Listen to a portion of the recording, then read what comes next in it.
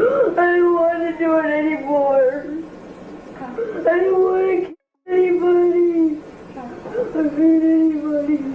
She was made to take a, put it up to someone's head. It was another child, and pull the trigger. We found out she had been defecated on, that it was smeared all over her body. And put. In your thoughts on Donald Trump and what it means for mass incarceration? You know what? This is a labor of love for Jay, and as a result, he's my friend. We're here to talk about that and nothing else. Well, then, can I ask you about mass incarceration? And do you think the movement is? They just put Jay-Z in the Epstein blender, and now they saying he on the run? This getting crazy. The question that we're all missing is who died to leave Jay-Z in charge? Because a couple years ago, his name wasn't the main pinnacle of music and hip-hop. Who died and left him in charge? Are we all seeing what's being revealed? Are we all paying attention to the things that are coming out from these files? Because I'm worried that I'm going to have to try and explain to somebody what I'm hearing and seeing, and I'm gonna sound like I'm experiencing psychosis because I feel like I'm experiencing psychosis. Just when we thought things couldn't get any worse for Jay-Z, 50 Cent just turned the heat up on him again. And get this, it is being reported that Jay has an entire house that he bought in Bali, allegedly. If y'all remember, Russell Simmons also ran off to Bali, knowing good and well that Bali and the United States didn't have a treaty agreement and no one could extradite him. Okay, so this entire fiasco with Jay-Z all leads back to the Epstein files that the DOJ released a few days ago. Now, even though the files were still not the full thing, they were enough to have people spiraling on the internet. It featured 3 million documents of Jeffrey and his accomplices being an absolute menace, as well as 2,000 videos and roughly 180,000 images of under 18-year-olds getting touched inappropriately by creepy grown men. And Jay-Z and Pusha T were right there on it. According to one of these docs, an anonymous victim claimed she once woke up in a room with Jay-Z and Harvey Weinstein.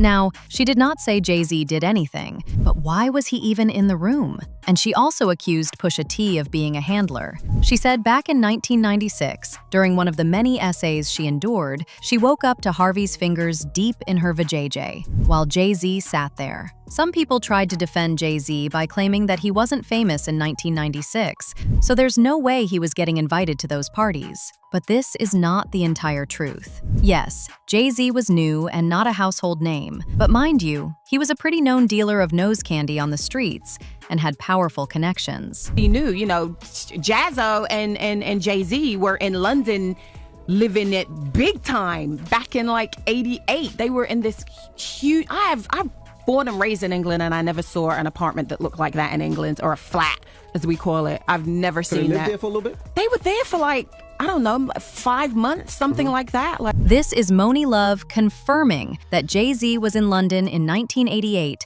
living in one of the nicest luxury apartments. Jay-Z was known across the country, especially the East Coast, for being a prolific dealer. We are not going to sit back and act like he was not known before 1996. He was very well known. He made several big-time connections before 1996. This man is a horrible person and has always been. He might have been new to the public, but he wasn't new to the people in the industry, and Epstein was part of the industry at the time. Not only that, Jay-Z went on to become very good friends with Harvey down the line, so clearly he wasn't trying to distance himself from these men. Isn't it ironic how Kanye literally exposed Jay-Z and Pusha for indulging in some nasty industry activities even before the files were released? Jay was out here saying Kanye needed help. Well, we guess he was scared that he would expose his past, and that is exactly what has happened. If you take people like Jay-Z and Pusha T, they made their living killing our people, so how the f they gonna stand up for our people? You know what I'm saying? But we forget that because we love Jay-Z's music so much. We love Pusha's music so much, right? But you think they would ever, Beyonce had the best fit for somebody else? Yeah. You know what I'm saying? You think they would ever tell the truth? No, if they told the truth, they'd go to jail. You know what I'm saying? So you have liars. Man. Liars are now the face of our culture. Now, to absolutely no one's surprise, 50 Cent says what was going on, and he didn't hold back from dragging Jay-Z. He posted these weird-looking AI photos of Jay-Z and said in the caption, "Damn, they got your man Jay in the Epstein files. I gotta do a doc on this stuff. But he wasn't done. He got on Jay-Z's neck again when he posted about a PDF file song that Jay released back in the day, going on and on about how happy he was to bag a younger girl. It's unclear who he was talking about, but people believe he was either talking about Beyonce or Foxy Brown, since he was involved with both of them when they were allegedly still not of age. Meanwhile, he was well into his late 20s, pushing 30. Now, even before all this Epstein and Diddy mess, Jay-Z was already dealing with PDF allegations because of his supposed pattern of going after women. For example, it's been rumored for years that he had something going on with Foxy Brown when she was only 15, and even supposedly paid for her to end the pregnancy. Was I shocked when Jay said the line in Picasso Baby? Yes, because we've talked about that. We have a history that supersedes music. People couldn't help but notice how similar this is to what Diddy did to Cassie. He started dating her when she was only 19 and promised her a whole career in Hollywood, only to destroy her and blackball her. And then there's Jay's friendship with R. Kelly. That's also been getting side-eyed by a lot of people, because why would he still do a whole joint album with Kelly even after he got exposed for the things he did to Aaliyah? Like, Kelly married Aaliyah when he was 27 and she was 15 because she had gotten pregnant. You know, the Fiesta remix and Not Guilty, you know, and doing that and hearing how those two singles came out, we would always toss the idea back and forth, but it was just an idea, like we can do a whole album together. And we creative people, so creative people create.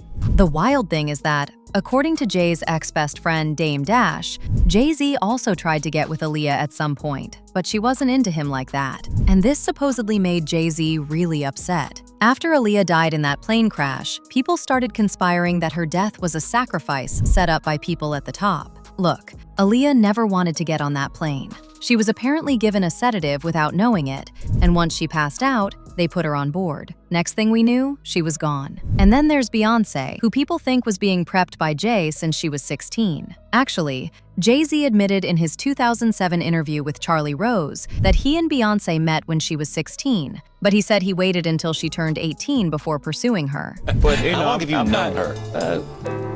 Wow, a long time. How long? 10 years? However long she's been recording. That's when I met her. Well, don't you remember how long it was? Yeah, when I met her. I mean, was it 5 years ago? Was it? I met her 10 years ago. But did you say to yourself at that time, wow? In fact, this video of Ms. Tina admitting to Jay-Z going behind her and Matthew's back to indulge in romantic conversations with Beyonce for an entire year went viral, and people were rightfully disgusted. From the beginning, you saw this relationship between Jay and her blossoming. Not from the beginning, because they talked for like a year on the phone. And I was like, oh God, I don't ever remember talking to somebody for a year on the phone. Like, this is moving really slow. But, and so it took them a year to really get together. When she went to do, you know, the movie in LA was, I think, the first time that he had been to our house for dinner. And, you know, but they weren't dating then, and they weren't talking like that. So anyway, going back to the PDF song that 50 Cent posted to taunt Jay-Z, well, these were the lyrics of that song. 50 Cent whacking Jay-Z. Ho got a young girl, still not quite 21. He recently posted a verse from Jay-Z rapping about dating young girls. Now, the song is called Young Girl / I Really Like You, and is featured on Pharrell's debut solo album. In the caption of the post, 50 Cent said, I know you're gonna say I'm a hater, but what do you have to say about what he's saying, fool? LOL, get your ASS down the street. Uploaded this with a photo of Jay-Z's face photoshopped on Alien vs. Predator character. Let's just get into a couple of the lyrics. He says, Hov got a young girl, still not quite 21. Introduce themselves. Oh, you're 19. No, you're lightning in a bottle. I'll give you a ring tomorrow. You're 19? No, you're lightning in a bottle. I'll give you a ring tomorrow. And this song came out in 2006 on Pharrell's debut album, In My Mind. At the time, he's talking about dating a 19-year-old girl, and he's 36, turned 37 December 4th. What I found most interesting is he says the scenes that follow screams of horror, classic Stephen King novel. And according to a surface level search on Google, a lot of his novels centered around child trauma, addiction, the supernatural, and the battle between good and evil. Key themes and subjects in his work include coming of age / loss of innocence. Back to the lyrics, because after he referenced the Stephen King novels, he says, "Mama don't think you should take someone so advanced in romance, you should just wait. Papa don't preach, Hove don't bite. Hove been through it, I might mold your life. Like Janet, take control of your life. Mama don't think you should take someone so advanced in romance, you should just wait. Papa don't preach, Hove don't bite. Hove been through it, I might mold your life." You don't gotta read in between the lines to figure out what he is talking about. He's talking about taking somebody, showing them his influence, and pretty much, honey, y'all can fill in the blank. You know, people who are going to be screaming that he is talking about a person that is legal. The fact that he was talking about dating somebody 17. The comedian Corey Holcomb also made some wild allegations. Just listen to it, y'all. Look, y'all talk all that about R. Kelly. Beyonce was on that island where they was... Damn!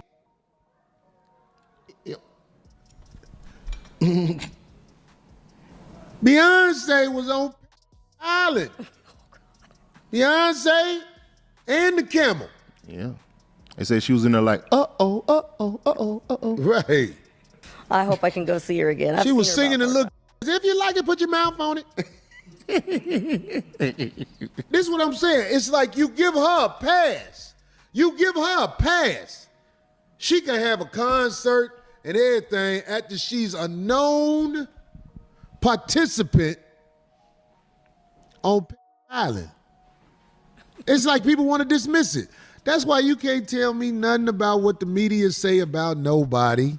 Yeah, exactly. Because the media is going to make a bad guy out of whoever they want to be the bad guy. And while we're on the topic of supposed rituals, let's talk about this video from 2024 where MIA claimed that Jay-Z and Beyonce pressured her to get plastic surgery and take part in satanic rituals that involved covering herself in red liquid, smearing black goo all over herself, and putting on devil horns. I met Jay-Z and I signed to Rock Nation. The first thing he told me to do is get plastic surgery. I'm not insecure because I would have got plastic surgery. People make it, they all can turn around and thank Beyonce because that's it. And enough is enough. I'm coming for everyone now. And even Adele, when she gets an award, she thanks Beyonce. Oh, I didn't want to drip myself in and cover myself and swim in goop, in black goop, and fucking like wear devil horns to sell a record. Fuck that. Or be a witch, or be that, all of that. Fuck all of that. And Nicki Minaj also made several tweets accusing him of being a PDF file and doing satanic rituals. She then posted this photo of Jay-Z with Aaliyah when she was still reportedly 15 years old and said, "What in the F? Hashtag under 18 PDFer. Whew, I now see why Jay-Z is trying to run. I'm not gonna lie, if I had the kind of money he had, and people were accusing me of these things, I'd call for my private jet and go to a country without a treaty with the US. No shade, I'm just saying. Anyway, since he cannot really use Beyonce for sympathy this time around, it looks like he'll have to deal with this mess all by himself. In the meantime, people had their thoughts, like this person who said, "And no one is convicted. No one does anything about these monsters. So it happens again and again and again." Another person said, "Even if you didn't get involved in SA on Epstein Island, if you saw it and didn't report it, you're an accomplice. So take that for what it's worth." But now, I want to know your thoughts. What do you think of Jay-Z allegedly setting up to run to another country? And do you think the FBI will stop him before it's too late? Let me know your thoughts in the comments section below. And don't forget to click here to watch this other messy video.